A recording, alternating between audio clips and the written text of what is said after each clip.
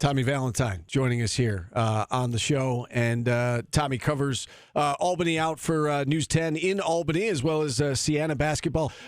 Tommy, tell us a little bit about this. Hold on. Yeah, what? Did you get an A? I want to find out if you're lying or not. I said, Tommy, did you get an A? Tommy, I told him you were part of my coaching tree. Yes, absolutely. I mean, one of the great mentors that I've had in my time working up to where I am. Absolutely. All right. Thank you, Tommy. All right, let's talk some hoops here. And this team is 6-4 on the season. Mm-hmm. They have not played anybody the caliber of Syracuse. You wouldn't think. I mean, they did play Georgetown, lost that game. We'd like to think Syracuse is better than that. What do you make of this Albany team? And I guess bring us up to date on their first 10 games. What do you know about this team? Yeah, just a very, kind of up and down season so far. You don't know. They're a team that's capable of scoring 90 points and getting a win. They're also a team capable of giving up 90 or 100 points like they did against Georgetown and losing. So you never quite know what Albany team they're going to get. You can usually tell in the first half. I think they're 6-0 on the season when they're leading at the end of the first half. Sometimes it's just a matter of, how they're shooting right out of the gate. One of the best games they played this year, I think the best game was against Columbia, a team that was receiving a few votes in the top 25, and Albany shot 63% in the first half of that game, and what I thought was a very impressive win. And then they go out a couple days later and they lose on the road against the Boston team in overtime, but a team that I feel like they should have beaten. So it's a very it's been a sporadic start to the season, but they are a team that if they come out shooting, they have a lot of really solid perimeter players, and they can shoot the lights out, and it's just a matter of kind of what Albany team decides to show up tonight, in a sense. And it seems like they're versatile, they're deep, they're balanced. They've got 6 guys averaging 8 or more points, 4 of those guys averaging in double figures. From a personnel standpoint, who are some of the players we should be looking out for tonight? Definitely Justin Neely.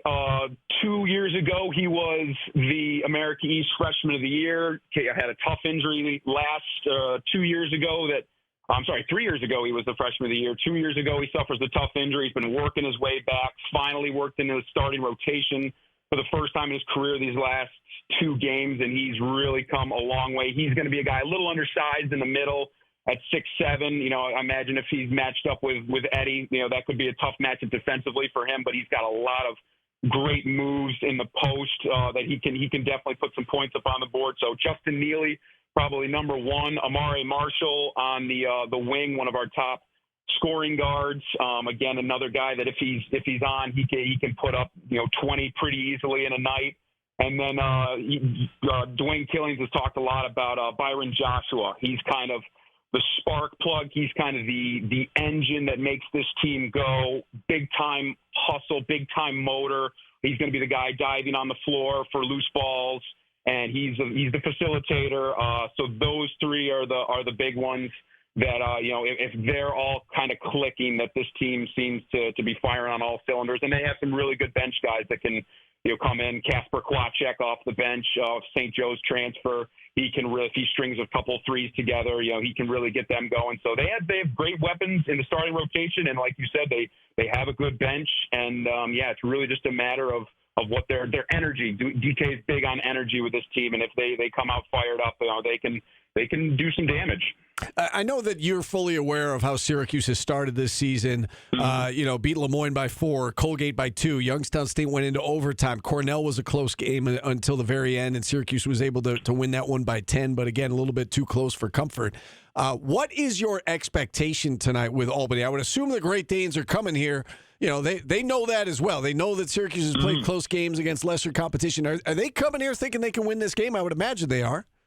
Absolutely. That's what Dwayne Killings has been saying the past 2 weeks. He said that going into Georgetown, obviously it didn't work out that well, but I feel like since this is just my personal opinion, I feel like since they saw JJ obviously being out for the foreseeable future, I think that gives them even a little bit more confidence that they can keep pace with Syracuse offensively. This is a very confident, proud group.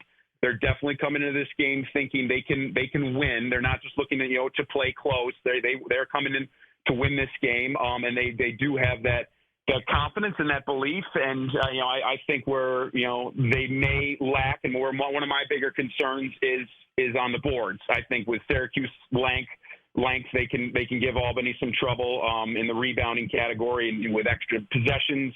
That could be a concern, but definitely I think Albany, seeing that Syracuse has had some tight games with mid-major programs, and considering that Albany has played some better basketball definitely of late. I think they're coming in here with a definite confidence that they can win this game outright. And again, I think it comes down to the first half. How fast does Albany start in this game? If they can hit a couple threes, if they can get a couple stops defensively early, their confidence will be through the roof. And then I look back at that Columbia game. They started out strong. They took the lead in the first minute or so, and they just never looked back. They were up for that game for double digits most of the night. So it's just a matter of getting those first couple baskets, first couple stops, and they'd be in good shape.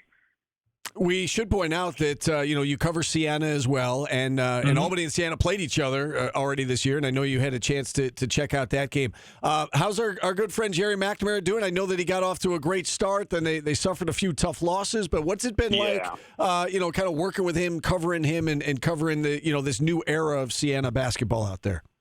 It's spectacular. There's just a different level of buzz and excitement around the program because you've got a name like Jerry McNamara leading, the charge, and there just seems to be, Steve, a different energy. It's just he talks about wanting the team to play the way that he used to, just that ultra competitiveness and that ultra fight and toughness, and that is what you see with Siena. Win or loss, every game they are battling. They had that really great start with those couple of dramatic overtime wins.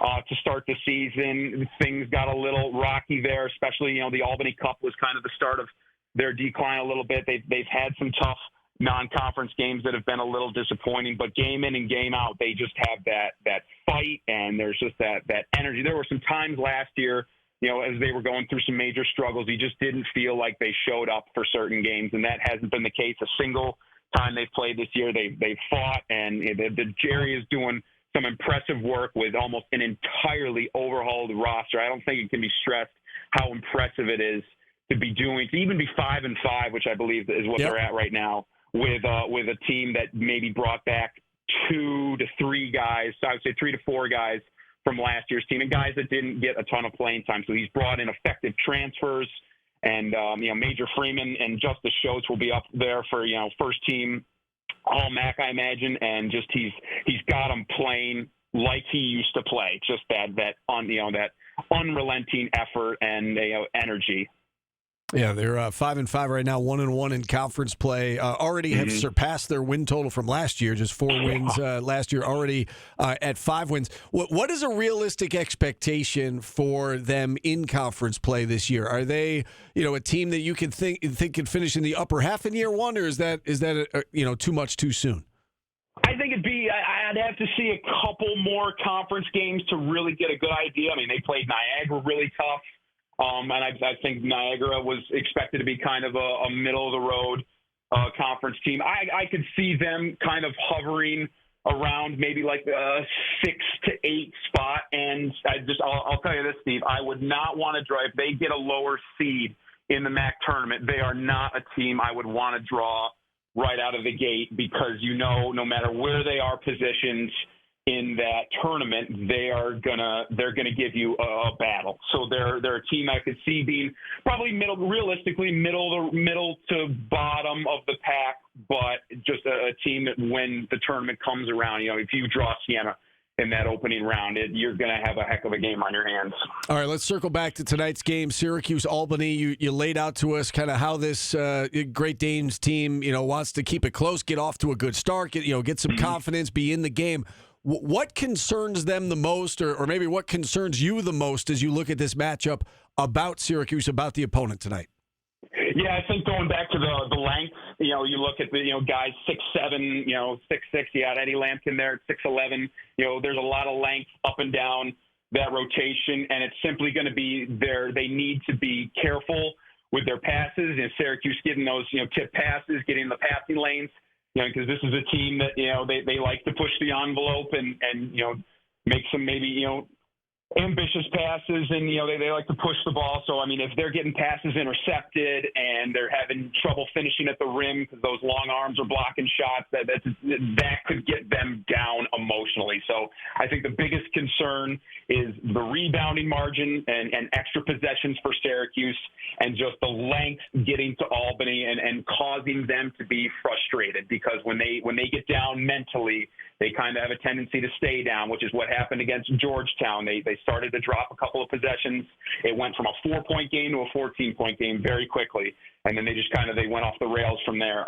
So it's just about the length, I think, is a big concerning factor for me, and just the size of a program like Syracuse giving Albany some trouble potentially. All right, 7:00 tip tonight inside the Dome between Syracuse and Albany. Tommy, great catching up with you. Thanks so much for coming on. Hopefully we can chat again soon.